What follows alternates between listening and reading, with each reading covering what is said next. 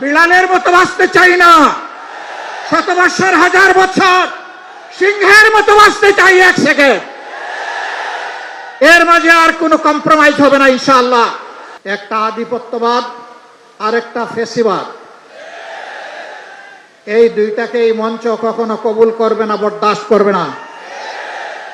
এই মঞ্চে যারা বসে আছেন তারা জাতির স্বার্থে দেশপ্রেম বুকে ধারণ করার কারণে জ্বলে জ্বলে তিলে তিলে তারা প্রমাণ করেছেন জীবন দেব, অন্যায়ের কাছে মাথা নত করব না। আফসোস, 2006 সালের 28 অক্টোবর যে খুনের রাজনীতি দিয়ে হাত রাঙ্গিয়ে মানুষের রক্ত দিয়ে হাসিনার রাজনীতির নতুন উত্থান হয়েছিল, তাদের হাতে একসময় যারা সকলেই মজলুম ছিলাম, রাজপথে আন্দোলন করেছি, সংগ্রাম করেছি, তাদেরই একটা অংশ আজকে সরকারে যাওয়ার পরে অতীতের সব কিছু ভুলে গিয়েছে। কেন আজকে এই দাবি বাস্তবায়নের জন্য আমাদেরকে সোহরাওয়ার্দী উদ্যানে আসতে হলো? তারা জাতির সাথে বিশ্বাসঘাতকতা করেছেন, এই কারণেই আসতে হলো। তারা স্বীকার করতে বাধ্য হয়েছেন জুলাই সনদ বাস্তবায়নের কার্যকরী আইনি পদ্ধতি হিসাবে গণভোটের কোনো বিকল্প নেই। এই জন্য সেই গণভোটের প্রস্তাব তাদেরই একজন করেছিলেন। তাদের নেতা নির্বাচনী প্রচার অভিযানে শহীদ আবু সাঈদের স্মৃতিবিজড়িত রংপুরে গিয়ে বলেছিলেন, প্রিয় দেশবাসী, ভোট দিবেন দুটা, একটা দিবেন আমাদের মার্কায়, আরেকটা দিবেন গণভোটে। আপনারা সকলে গণভোটে হা বলবেন। এখন তারা বলছেন গণভোট অবৈধ। পার্লামেন্টে আমরা জিজ্ঞাসা করলাম, এইটা কি নির্বাচনের পরে অবৈধ হলো না আগেই অবৈধ ছিল? তারা কোনো সময় বলেন আমরা 4টার মধ্যে 3.5টা মানি, কোনো সময় বলেন যে পুরাটাই অবৈধ। আমরা বলেছি পার্লামেন্টে, আপনারা দেখেছেন, একই আদেশে 2টা ভোট, গোশত হালাল কিন্তু শুরুয়া জুল হারাম। এ সুবিধাবাদী মানসিকতা। আমাদের সম্মানিত সহকর্মী এবি পার্টির চেয়ারম্যান বলেছেন, 71 সালে জনগণের রায়কে অমান্য করার কারণেই একটি যুদ্ধ অনিবার্য হয়ে উঠেছিল। যারা রায় অস্বীকার করেছিলেন তাদের পরিণতি ভালো হয়নি। এবারও যারা রায় অস্বীকার করছেন তারা নিজেদেরকে মুক্তিযুদ্ধের অবিসংবাদিত অংশ মনে করেন। আমরা বলি সেই মুক্তিযুদ্ধকেই সম্মান করে আবার রায়টা মেনে নেন। এই রায় মেনে নিলে আমরা এই স্টেজে দাঁড়িয়ে এই দাবিতে আর বক্তব্য দেব না।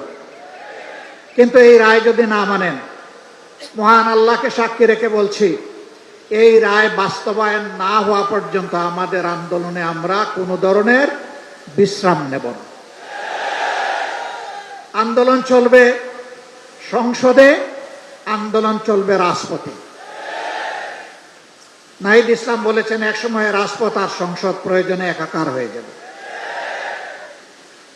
রাজপথ আর সংসদ একাকার যেদিন হয়ে যাবে, সেদিন বালুর পাত দিয়ে নদীর জোয়ার, সমুদ্রের জোয়ার থামাতে পারবেন।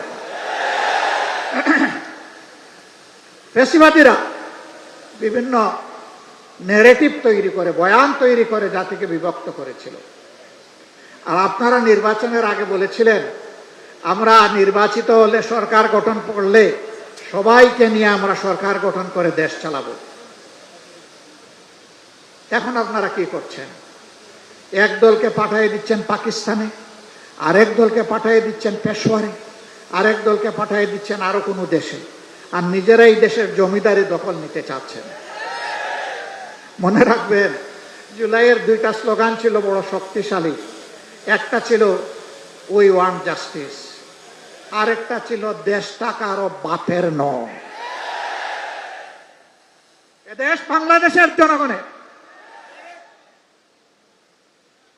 আধিপত্যবাদের দূষরদেরকে তাড়া দেখে শত শত আলিম উলামা বুকের তাজা রক্ত এবং জীবন দিয়ে এই দেশবাসীকে জীবন এনে দিয়েছে। আমরা সেই আলিম উলামার সাথে বিশ্বাসঘাতকতা করব না।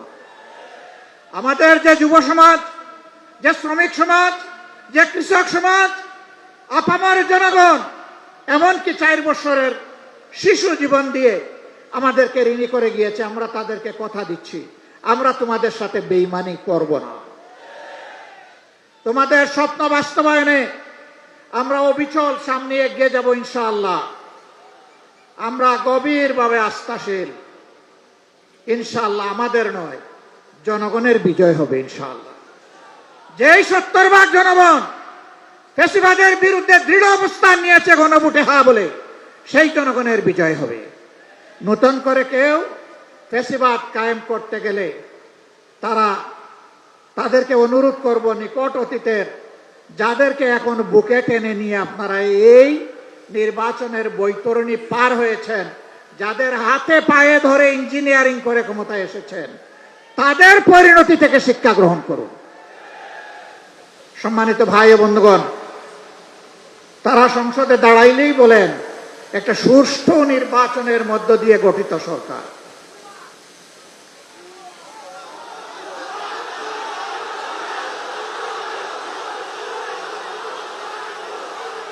সরকার যদি সুষ্ঠু নির্বাচনেই গঠিত হয় তাহলে বারবার দাঁড়াইয়া বলতে হয় কেন? মেকিয়াভেলির একটা কথা আছে, তুমি যদি কোনো মিথ্যাকে এস্টাবলিশ করতে পারো তাহলে একবার বললে হবে না, শতবার বলতে থাকো। হ্যাঁ, ইতিমধ্যেই রাজসাক্ষী 2 জন পাওয়া গেছে। একজন সাবেক সরকার, এই ইন্টারিম গভর্নমেন্টের একজন উপদেষ্টা, তিনি বলেছেন আমরা ওদেরকে মেইন স্ট্রিম হতে দেইনি, ওরা পাওয়ার কথা ছিল 168, আমরা এদেরকে নামিয়ে এনেছি 68-তে। তাইলে তিনি স্বীকার করে নিয়েছেন যে একটা নিরপেক্ষ সরকারের অংশ হয়ে তিনি দেশবাসীর সাথে বিশ্বাসঘাতকতা করেছেন। তিনি বলেন নাই যে আমি নামিয়ে এনেছি, বলেছেন আমরা নামিয়ে এনেছি বহু বছর। তাইলে বাকি বচনগুলা কারা?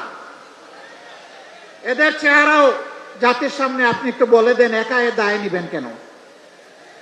আরেকজন সংসদের ভিতরে স্থানীয় সরকার পল্লী উন্নয়ন প্রতিমন্ত্রী, তিনি বলেছেন যুবকরা ছাত্ররা আন্দোলন করে ফ্যাসিবাদের পতন ঘটিয়েছে, আমরাও ছিলাম।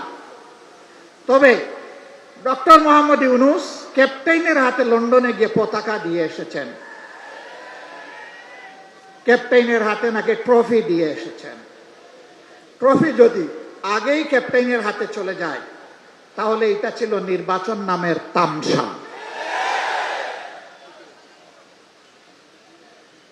তারা স্বীকার করে নিচ্ছেন মৌলানা মামুনুল হক সংসদে গেলে কি হতো? যা হতো এর ভয়েই তাকে আটকে দেওয়া হয়েছে। কয়দিন, কতদিন আটকাবেন?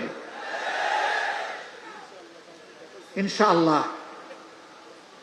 দেশপ্রেমিকরাই বাংলাদেশ আগামীতে পরিচালনা করবে ইনশাআল্লাহ। তৈরি হন, লড়াই চলবে, থামবো না, চালিয়ে যাব। জনগণের অধিকার আদায় না হওয়া পর্যন্ত জীবন যাবে, কিন্তু মাথা নত করব না ইনশাআল্লাহ। আজকের এই সমাবেশ থেকে আমরা আরেকবার প্রতিজ্ঞা নিলাম, ইনশাআল্লাহ জুলাইকে সম্মান করব, বুকে ধারণ করব, জুলাইয়ের সাথে বেঈমানি করব না। আর জুলাইয়ের সাথে যারা বেঈমানি করবে তাদেরকে ছাড় দিয়ে কথা বলা হবে না। বিশেষ করে যুবকদেরকে অনুরোধ করব, তৈরি হন। বলবেন আর কতবার জীবন দেব? দেশের জন্য যতবার প্রয়োজন আমিও তোমাদের কাতারে দাঁড়িয়ে বলছি, আমিও যুবক, জীবন দিতেই থাকবো ইনশাআল্লাহ।